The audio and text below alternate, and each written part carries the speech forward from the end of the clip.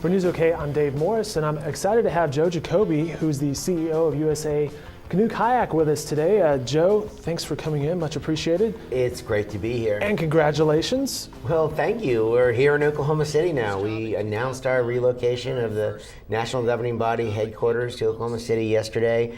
You know, it's been a process in the making, but what I love about the relocation and the way it happened, Dave, is that we really took our time to build the relationships in the right way. We have so much trust, we have so much belief in when I say we, the Oklahoma City Boathouse Foundation and USA Canoe Kayak, we have so much faith in each other and in the direction that we're pushing the sport of canoe kayak right now. Isn't that one of the reasons that you relocated, I believe, from North Carolina? Yes, sir. To Oklahoma City, was the fact that there's some synergies, the fact you guys can work together and build even more, and that's kind of the underlying theme about everything going on at the Boathouse Foundation, the Oklahoma River, is the future. At the end of the day, USA Canoe Kayak is the national governing body for competitive canoeing, and we sanction 10 different kinds of competitive canoeing, 7 of which take place on calm water, 3 which take place on whitewater. So we have a responsibility to help support our athletes that have a chance to win medals and represent the United States and obtain high performances at the biggest international races, and to grow and promote the sport. So now look at what's happening on the Oklahoma River. From my window every day at 4 o'clock in the Chesapeake Finish Line Tower, It's a pretty nice office. Is the best office in Oklahoma City. I watch these athletes go out onto the water on cold, wintry days with the belief they are going to win medals at the Olympic Games in London.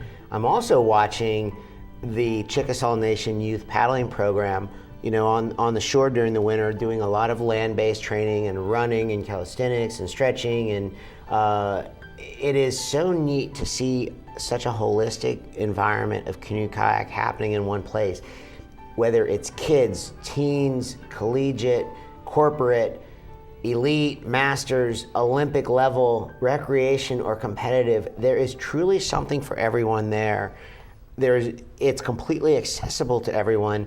That is the model that's going to allow us to help grow the sport, not just here in Oklahoma City, but sharing that blueprint with other communities. You're exactly right, and that is the word. Because of its location, it is integrated in the community, so you see a lot of people biking, running, or getting involved in the other events that they have. And you know, we were talking a few minutes ago even about how you know, people do have events there that have nothing to do with canoe kayak or rowing, such as weddings or business functions or meetings, and it's yet those are tangible parts that bring more people to the water. And I remember when I first took this job, I came here in October of 2009, a few weeks before the MAPS 3 vote. Mm-hmm. And we were working very closely with the Oklahoma City Boathouse Foundation on the yes vote. And we would go into the community.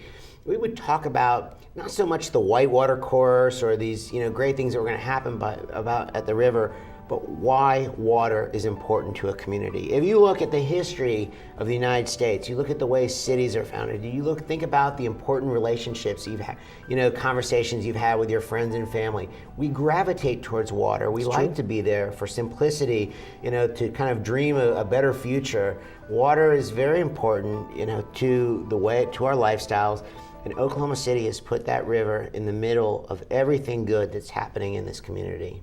For a guy like me, born and raised in Oklahoma City, it's amazing to see the changes of that river. What it used to be, which, you know, it's just, hey, there's a little water down there, to now a thriving situation. So let's talk timeline. What is next? Yeah, well, actually, just before we announced yesterday, the Oklahoma City Boathouse Foundation actually announced that coming in 2012 will be a youth pavilion, a sky trail system, and a zip line across the river. How fun is that going to be? Well, so now we are beginning to see the development of that adventure attraction coming. Well, first of all, that youth pavilion is such a good fit, you know, with this community, and it's actually going to have a large footprint, very similar to the Devon Boathouse and High Performance Center, with a classroom in the middle. And then that sky trail system is so cool. It's like you clip in one time, and you can climb and rappel and swing, and then at the top you can zip across the river and back, and it's like all of a sudden we are beginning to develop that sense of adventure sport that fits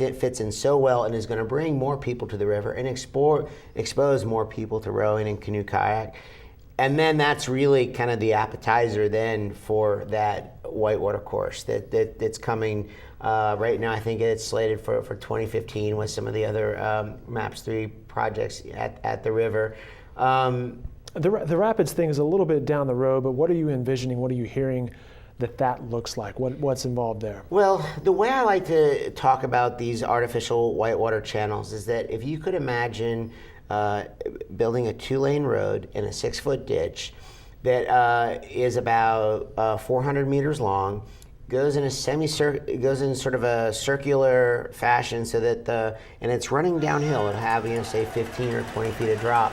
And then you concrete that in. That's sort of the basis of the channel. You have a lake at the top, a lake at the bottom. You pump the water back up, and you've got whitewater where a river didn't previously exist.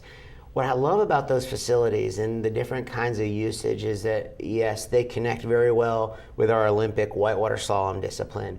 But that rafting piece, I just think in the middle of the country, where you haven't had canoe kayaks and rowing shells in the peripheral vision of this community, people are just, a lot of people from outside of this community are going to say, let's go to Oklahoma City, let's go rafting in Oklahoma City. That's a real game changer for this part of the country. Then you begin to think about other usages, whether it's the fire department doing swiftwater rescue. With these kind of channels, you can turn the water off, you could put an old junked up school bus in, fill the channel up with water to kind of simulate a bus accident where a bus went into a creek on a spring runoff rainy day. Mm-hmm. And that's a very controlled environment where firefighters can practice swiftwater rescue, which is a very important part of of safety in a community like this, or in the state of Oklahoma.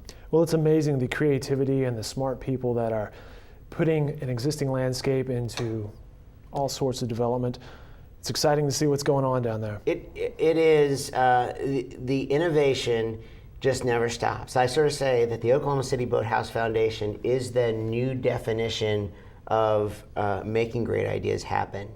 And to be able to work so closely with people like Mike Canoe, the visionary behind the river, you look at the support and you look at kind of the spirit of an Aubrey McClendon, the CEO and chairman of Chesapeake Energy. And then look at these amazing, the design of these buildings that Rand Elliott created.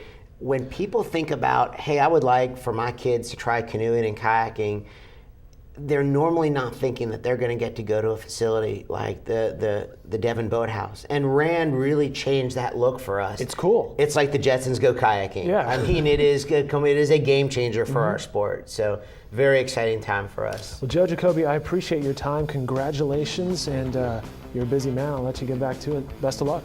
We are thrilled to be here. Thank you.